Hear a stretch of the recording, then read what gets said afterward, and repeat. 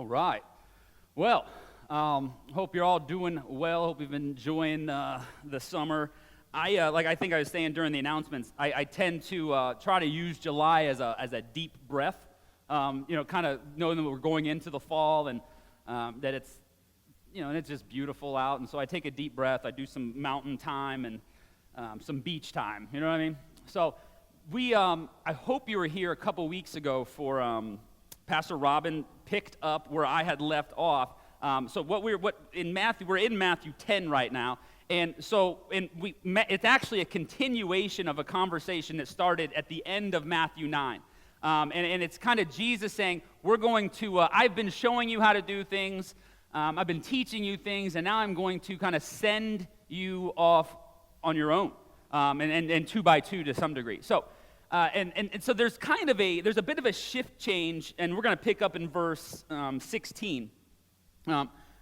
There's a bit of a tone change because before Jesus is telling them, like, you're going to go do all the things that I've been doing, right? You're going to do the miracles, you're going to the healings, you're going to feed, you're going to help, you're going to serve, like everything that I've been showing you how to do, you're going to get to do, right? And so there's kind of this, I imagine an excitement, like, oh, this is good. I can't believe we get to do this, right? It's like Jesus has been doing it. We've been watching it. It's so amazing. And so he gives us all these instructions into verse 15, right, of what we're going to get to do and what they're going to get to do. And then there's a tone shift, and that's where we pick up today. It shifts a little bit. So this is verse 16. It says, I am sending you out like sheep into the midst of wolves. So it's like, all right, guys, come here, listen close. This is not a vacation, right? It's like he's like, I'm sending you out, like, and I know you're gonna see some amazing things. You're gonna do amazing things, and it's going to be, and it's gonna be terrific, like what you're about to do. But you are about to enter into your number one predator, right? Because so wolves and sheep, right? They're not just natural enemies, right? Wolves and sheep. Wolves are actually at this time, like in this area, the predator. The wolves would be the main predator. So Jesus isn't just saying, "Hey, you're going to go into a tough time." It's, "Hey, you're going to go into maybe the most difficult thing you've ever done." And I'm telling you, if you've gone into ministry, it doesn't sound too difficult sometimes, but the emotional, the things that you get into, and the things that you're always dealing with when you begin serving your community, you do get pushback. It is not easy. And so the wolf is the apex predator, and the sheep are the most vulnerable that exists. And so it's going to be difficult. And so he says, I'm sending you out like sheep into the midst of wolves. So be wise as serpents and innocent as doves. So what does it mean to be wise as snakes and innocent as doves? Because when I first read this, and maybe when you first read it, when you think snakes or serpents, like you think the bad part of the Bible, right? It's like the snakes aren't good. Like, Jesus, you don't really want us to be like snakes, do you? And so he's not actually telling us to be like snakes, right, in totality. He's saying to be wise as snakes. Because later Jesus calls he'll call the Pharisees, you brood of vipers, right? So there's definitely a negative idea of being snake-like, but he's saying there is something about snakes that you might want to grab onto. And you see it in Genesis chapter 3, verse 1. It says, now the serpent was more crafty than any other wild animal that the Lord God had made. And so Jesus isn't just coming up with a random phrase or a random animal, right? Jesus is actually going, hey, remember his audience is Jewish, right? His main audience is Jewish. So he's talking about something that they know very well.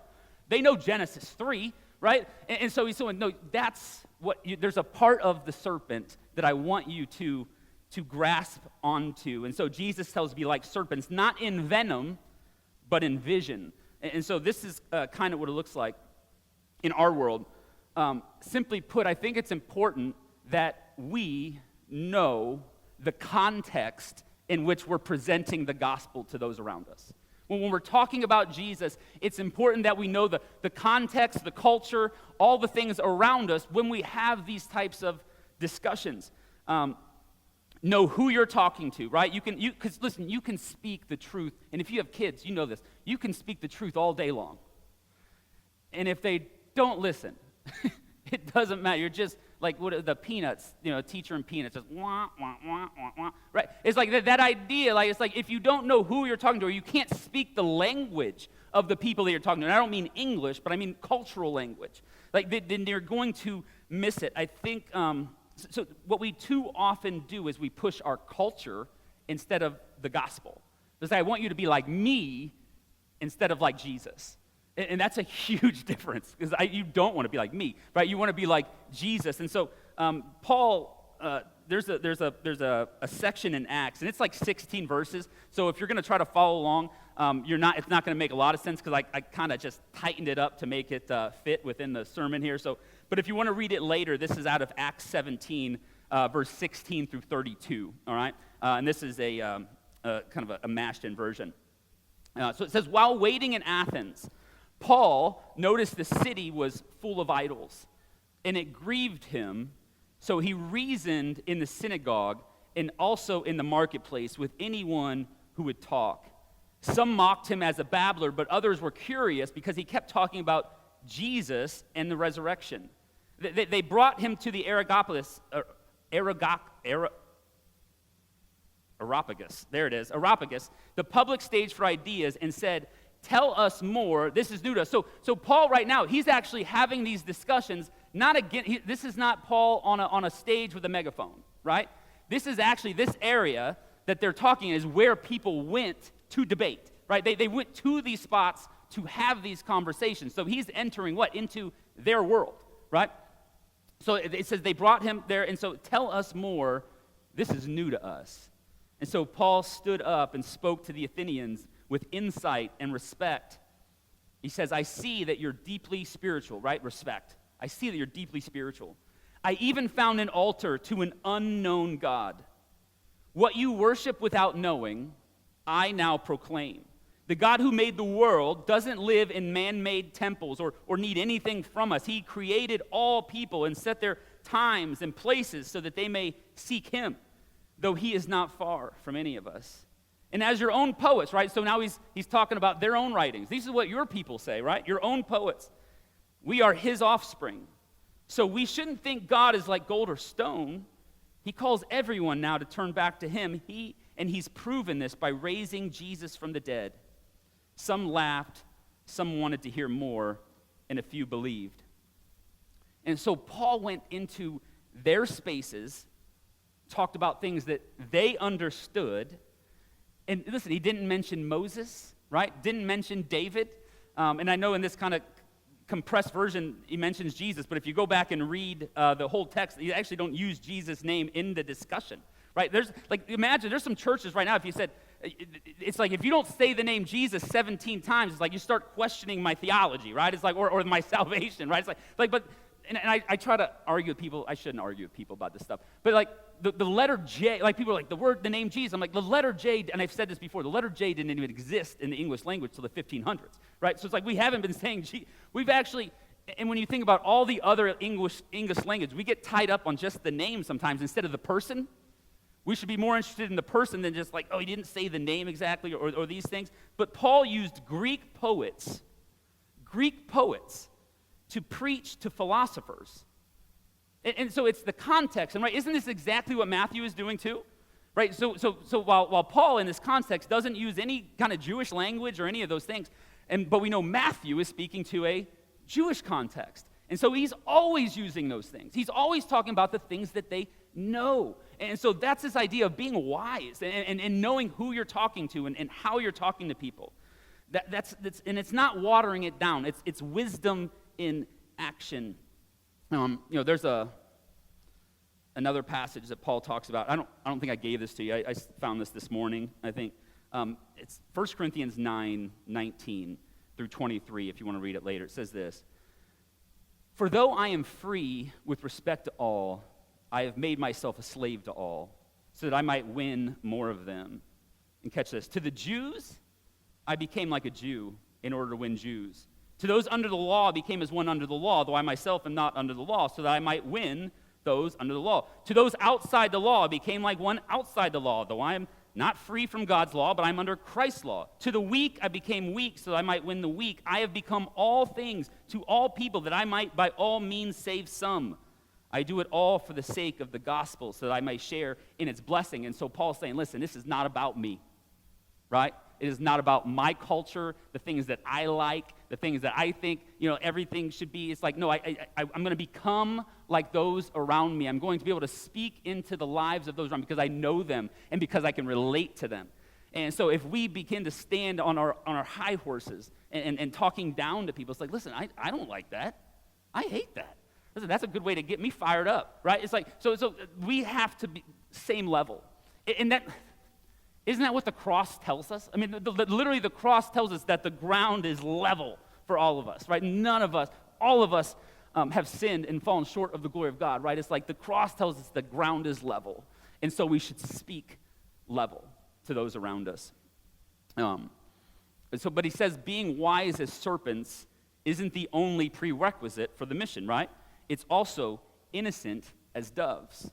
And so just so we can move on to the next verse, I'm just going to show you what Peter says about this, and we'll move on. 1 Peter 2:12, conduct yourselves honorably among the Gentiles, right? The Gentiles are non-Jews. So that, though they malign you as evildoers, they may see your honorable deeds and glorify God when he comes to judge. And so it's this idea that Jesus is putting forth to his disciples, saying, live well and live wise. Live well and live wise. And that is the call. Like as he sends them out, it's like, it's going to be difficult. Be wise and live well. So let's go back to our text, picking up at verse 17. Beware of them, those are the wolves, for they will hand you over to councils and flog you in their synagogues. There's a commentary that I've been using, and their names are Davies and Allison, and they said this, and I really loved what they said here. They said flogging in synagogues was a form of discipline for violations of Torah or community order.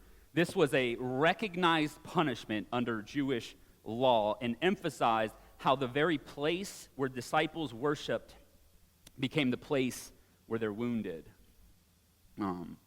There's a lot of things that probably drive me nuts, but if there's anything that drives me more in ministry, it is when a place that's supposed to be safe is a place that does damage.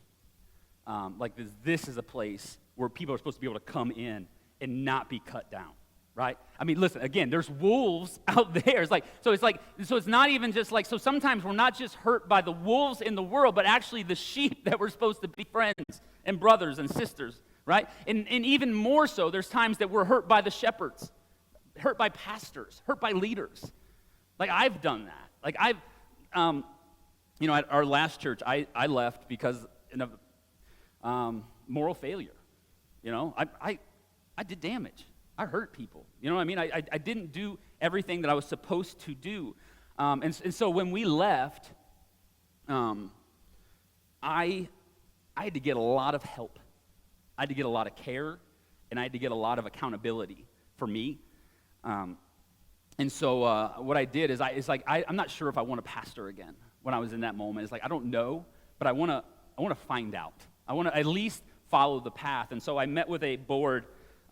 They're called the Board of Pastoral and Church Relations. And this was in a different denomination. This wasn't Methodist. And so I met with them, and what the idea was, let's have a discussion and just see what's going to happen with me. Like, I don't know, but I want to have someone to walk through this process with and just see what's going on. And I said, well, it'll at least be 2 years, but let's start this process as I maybe want to pastor again. And we talked I think we probably talked for about an hour and a half that first meeting. And I remember saying, one of the things that really stood out is I said, I feel like what I did is going to cause some people to never want to go back to church. It's going to really cause people to want to separate from God forever. And this one guy in the back corner, there's probably only 7 people. We'll call him Bobby. That's not his name. And he said, you're right. people are going to hell because of you. And I know the theology that they're coming from, and I understand the theology that I came out of. And so I just kind of put my head down, and it's crushing, that thought, the idea of that, you know. And so we went along, and 3 months later, I went back. We had another meeting, and we talked, and we did some things, and you know, I had made some progress in my own heart, and the guy said it again. You know, he said, "There's people in hell because of you." Now, I'm a freak about words, all right? So when he said there are people there, now I thought no one has died yet, right? Like that was my initial response in my, like inside. I was like, wait. This doesn't make a lot of sense. And so I had a little bit of a pushback, right? Because it really caught me off guard that he said it again, you know? And so we kind of moved past that, and I went home, and then 3 months later, we got back together. And it was actually 3 months, it was actually 7 years to this week, actually. So we were talking, and he said it again. And I was prepared. And so we exchanged words, you know, ideas, concepts, and eventually the leader of the Northeast Ohio area had to kind of break it off and shut it down, and I said, "God bless you guys, I'm out," you know. And it's like, but here's what he said to me that at the end that messed with me for a little bit. He said, "You know, faithful are the wounds of a brother, but deceitful are the kisses of an enemy." And I went home, because that verse, you know, I went home and I was like, I'm going to find this verse. Like, you can't just give me one verse. You know, I want the passage, I want the chapter above it and below it. And so I couldn't find it. I couldn't find it for anything. And so when I finally found the verse, it actually doesn't say brother. It says friend. And I thought in that moment, Bobby was not a friend. And so, yeah, I can tell my friends something that can you don't want to hear, but you need to hear. But that's not what that was. That was someone using Scripture as a hammer, right, to hurt someone and to wound somebody. And it's like, but here's the reality: is like we can all be Bobbies. we can all do it. Like we've experienced it. We've hurt people with words. We've said things we shouldn't have said. But this is not the way that it should be. And so and I think this is why Matthew 10 matters so much. Because Jesus doesn't just warn us about the world. He warns us about religious spaces that wound. And so we need to be different. Anybody with me? All right. We need to be different. So my heart breaks for people who have been hurt by church and hurt by church people. And that's what gets my heart beating. And so in verse 18 it says this, "And you will be dragged before governors and kings because of me, as a testimony to them and the Gentiles." I told you this isn't a fun one, right? This isn't all the joy and joy down in my heart stuff, right? This is not only will the religious elites wound you, but you will also expect to be challenged by your government. So something at least that both sides of the aisle can agree on, right? That the government will let you down. It will push against your rights and what you believe is true. It will act in ways that you don't believe is right, and you still have to live, again, remember the whole Sermon on the Mount was this idea of living as people of the kingdom of God within the rule of another government, within the rule of Rome. That Jesus is saying, this is how you live. And so when we're living here in America, Jesus is saying, this is how you live, regardless of who's in power. You live this way. And so, but catch this, it says at the bottom of that, it says, this is a simple reality that Jesus is trying to get across. This road isn't easy. And at the end, it says, as a testimony to them and the Gentiles. And so I don't always love this.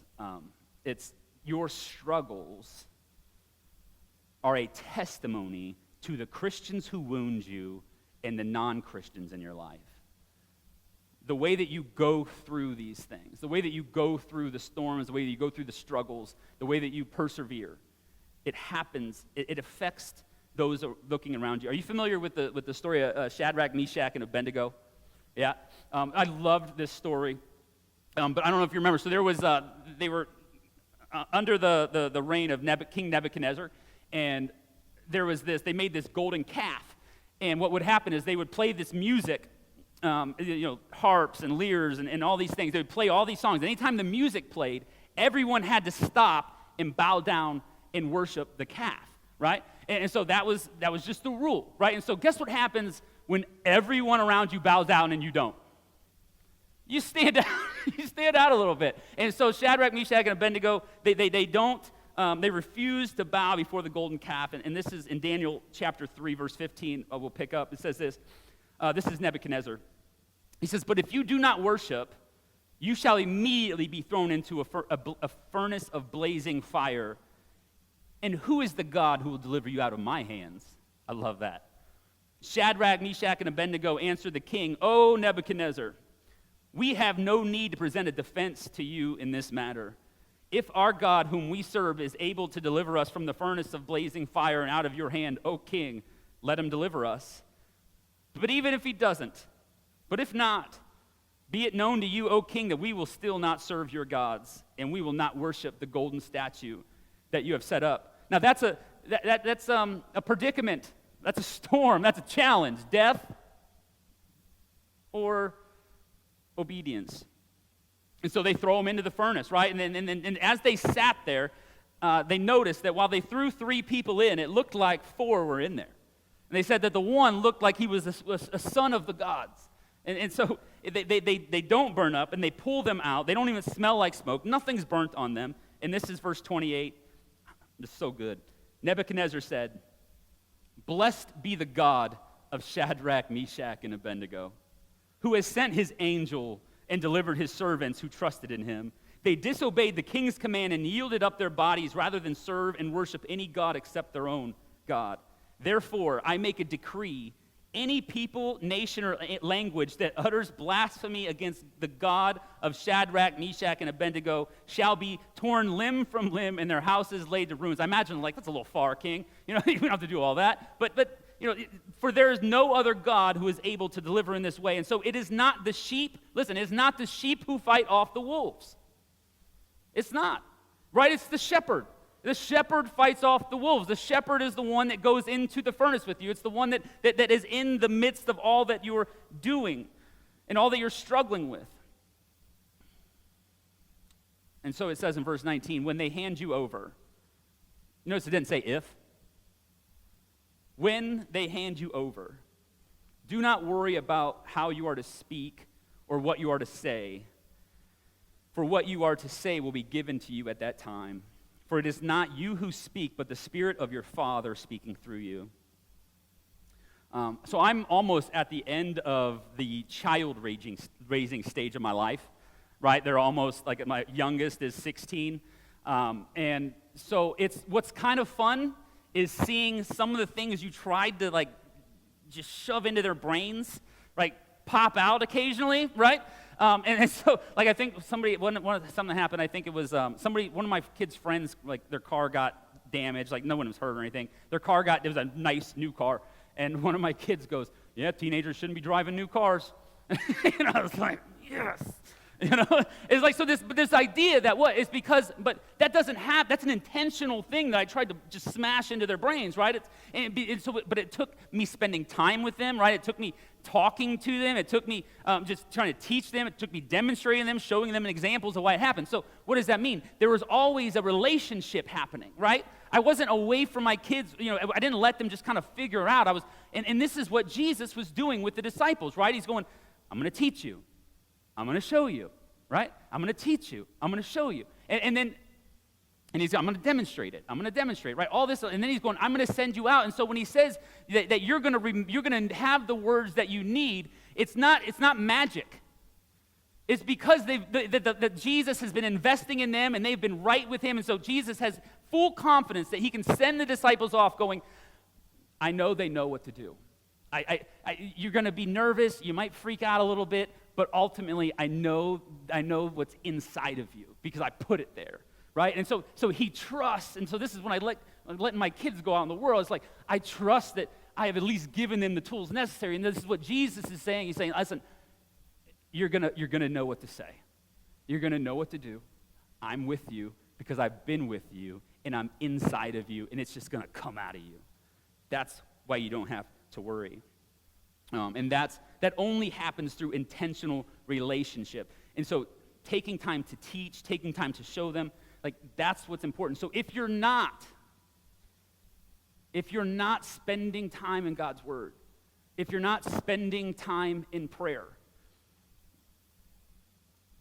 I wouldn't grasp onto this promise so tightly, okay? Because this is about relationship. This is about being in the midst of it. And so Jesus is talking to people as he's been walking with me. He says, I'm sending you because you're filled with me, right? And so if you're not spending time with Jesus, if you're not spending time with God, you're going to struggle, right? It's going to be more difficult because you're not saturated with the words of Jesus.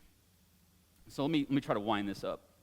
Verse 21 says, sibling will betray sibling to death, and a father his child, and children will rise. I know you're excited about this passage. This has just been a great passage.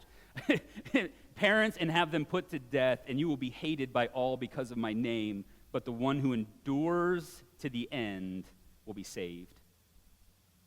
Jesus doesn't end this section with a fairy tale, right? He doesn't promise applause. He says families will fracture, people will despise you, and persecution will follow you because of his name. But don't miss it. He says what? He says it's not the people that fight back. It's not the people that argue back or win the arguments or win the battles. He says it's the people that endure. The ones that endure. And so again, it's not your fight. It's not your fight. You don't have to fight the wolves. You don't have to win the argument. You don't have to prove you're right. You just have to endure through the struggle. And so in verse 23 it says this, when they persecute you in this town, flee to the next, for truly I tell you, you will not have finished going through all the towns of Israel before the Son of Man comes. I saw a video the other day, or maybe it was a meme, I don't know. But it was this lady, and she was I think she was calling her husband, and she said, I almost burnt the garage down. And I was like, okay. And so what happened, right? It was like, well, I saw a spider, and what she did was fine. She stepped on it, right? Stepped on the spider, no problems, except hundreds of them kind of came out from the big one. And so she doused the floor with lighter fluid and threw a match on it. Which, listen, you got them all. You know what I mean? Like, I don't like spiders. The first R-rated movie, I think, was Arachnophobia. It freaked me out forever, right? And so the idea is this, is when you are persecuted, and this has happened from the beginning of the people of God, when you are persecuted, when the church is persecuted, when Israel is persecuted, they spread out, and they grow. And they go to all kinds of places, and that's what's going to happen. So when Jesus says, listen, if you're not accepted, just go to the next town. Go to the next town. You don't have to fight them. You don't have to do that. You're going to spread. And when persecution comes, and we don't really have, I'm not saying, like, we do have a little persecution in the United States. There are, sometimes there's shootings, or there's like churches have been burnt down. But what's happening in China, what's happening in North Korea, like the things that where missionaries are sneaking into are just being, we cannot even fathom some of what they're dealing with. And what happens is they don't give up. They're not squashed. They spread. And that's what happens. And that's what Jesus calls it to us. When we get into difficult times, don't give up. Endure to the end. God bless you, church.